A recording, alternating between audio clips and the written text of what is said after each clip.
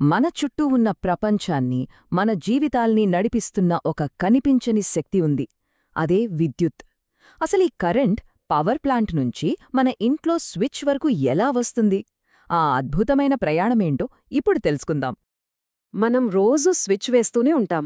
Fan తిరుగుతుంది, light వెలుగుతుంది. చాలా సింపుల్ గదా? కానీ ఒక్క క్షణం ఆలోచించండి. ఆ ఒక్క స్విచ్ నొక్కగానే అసలు ఏం జరుగుతుంది? ఆ చిన్న చర్య వెనుక ఎంత పెద్ద కథ దాగి ఉందో ఎప్పుడైనా ఊహించారా? అయితే ఆ శక్తి మరేంటో కాదు, ఎలక్ట్రాన్లు. అవును, కొన్ని కోట్ల సూక్ష్మ కణాలు ఒక ప్రవాహంలా కదులుతాయి. అవి అలా ఒకదాని వెనుక ఒకటి పరుగులు పెడుతున్నప్పుడే మన లైట్లకు, ఫ్యాన్లకు, చివరికి మన కంప్యూటర్లకు ప్రాణం వస్తుంది. దీనొక చిన్న నదిలా ఊహించుకోవచ్చు. శక్తి అనే నది అనమాట. సరే, మొదటి భాగంలోకి వెళ్దాం. ఒక అదృశ్య శక్తి. సాధారణంగా విద్యుత్ అంటే రెండు రకాలుగా ఉంటుంది. ఒకటి స్థిర విద్యుత్ అంటే స్టాటిక్ ఎలక్ట్రిసిటీ. పేర్లోనే ఉంది కదా, అది కదలకుండా ఒకే చోట ఉంటుంది. ఉదాహరణకు, చలికాలంలో మనం స్వెటర్ తీసినప్పుడు చిట్టాపటామంటూ చిన్న స్పార్క్ వస్తుంది కదా, అదన్నమాట. ఇక రెండోది ప్రవాహ విద్యుత్, కరెంట్ ఎలక్ట్రిసిటీ. మన కథకు అసలైన హీరో ఇదే. ఎందుకంటే ఇదే తీగల ద్వారా ప్రవహిస్తూ మన ఇంట్లోని పరికరాలకు శక్తినిస్తుంది. ఇక రెండో భాగానికి వస్తే, శక్తి యొక్క జన్మస్థలం. అసలు ఇంత శక్తివంతమైన విద్యుత్ ఎక్కడ పుడుతుంది, ఎక్కడ్నుంచి వస్తుంది? ఈ శక్తి అంతా పుట్టేది భారీ పవర్ స్టేషన్లలో. అక్కడేం చేస్తారంటే, గొగ్గు, నీరు, సూర్యరశ్మి, గాలి, చివరికి అణుశక్తిలాంటి సహజ వనరుల్లోనే శక్తిని గ్రహించి దాన్ని మనకు ఉపయోగపడే కరెంటుగా మారుస్తారన్నమాట. ఈ పవర్ ప్లాంట్లలో ఉండే పెద్ద పెద్ద జనరేటర్లు ఉన్నాయి కదా, అవి ఒక మ్యాజిక్ లాంటిది చేస్తాయి. సహజ శక్తిని విద్యుత్ శక్తిగా మార్చేసి దేశమంతా ప్రయాణించడానికి సిద్ధం చేస్తాయి. ఇక్కడే ఆ శక్తి యొక్క సుదీర్ఘ ప్రయాణం మొదలవుతుంది. సరే, ఇక మూడో భాగం, శక్తి రహదారి మరి దాని నియమాలు. ఇది కొంచెం టెక్నికల్ అనిపించొచ్చు, కానీ చాలా సింపుల్. ఒక నీటి పైపును ఊహించుకోండి. ఆ పైపులో నీటిని ఎంత ఒత్తిడితో పంపిస్తున్నామో అదే వోల్టేజ్.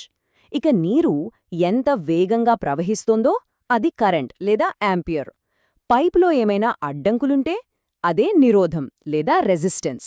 ఇక చివరిగా ఆ నీటి ప్రవాహం వల్ల జరిగే అసలు పని అదే పవర్, వాట్లలో కొలుస్తాం. ఈ నాలుగు కలిస్తేనే విద్యుత్ ప్రయాణం సజావుగా సాగుతుంది. ఇక నాలుగో భాగం, మన ప్రపంచంలో శక్తి. నిజంగా ఒక్కసారి ఆలోచిస్తే ఈ కనిపించని శక్తి మన జీవితాలను ఎంతలా మార్చేసిందో కదా. మన చేతిలో ఉండే ఫోన్ల దగ్గర్నుంచి, రాత్రిపూట వెలుగులు నింపే వీధి దీపాల వరకు, పెద్ద పెద్ద ఫ్యాక్టరీల నుంచి ఇప్పుడు వస్తున్న ఎలక్ట్రిక్ కార్ల వరకు, మన ఆధునిక ప్రపంచం మొత్తం ఈ కరెంటు మీదనే నడుస్తోంది. ఇది లేకపోతే ఒక్కరోజు కూడా ఊహించుకోలేం. అయితే ఇక్కడొక ముఖ్యమైన విషయం గుర్తుంచుకోవాలి. ఇంత గొప్ప శక్తితో పాటు అంతే గొప్ప ప్రమాదం కూడా పొంచుంటుంది. దీన్ని ఎట్టి పరిస్థితుల్లోనూ తేలిగ్గా తీసుకోకూడదు. ఐదో భాగం, జాగ్రత్తగా వాడటం. అంటే ఎలక్ట్రికల్ సేఫ్టీ గురించి. షార్ట్ సర్క్యూట్లు, ఎలక్ట్రిక్ షాక్లు, అగ్ని ప్రమాదాలు ఇలాంటివి ఎన్నో జరగొచ్చు. అందుకే సరైన వైరింగ్ వాడటం, మంచి ఇన్స్టలేషన్ ఉండేలా చూసుకోవటం, భద్రతా నియమాలు పాటించడం, ఇవన్నీ కేవలం ముఖ్యంగాదు, తప్పనిసరి, ప్రాణాలతో ముడిపడిన విషయం కదా. చివరిగా ఆరో భాగం, పరిరక్షణ.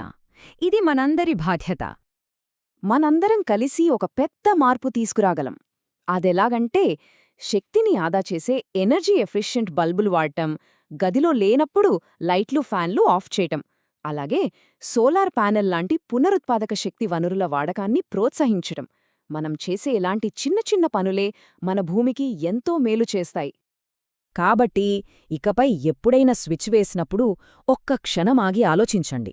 అది కేవలం ఒక చిన్న పని కాదు.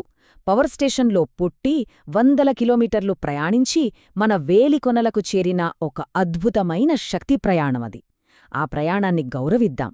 ఈ విలువైన శక్తిని పొదుపుగా, జాగ్రత్తగా వాడుకుందాం.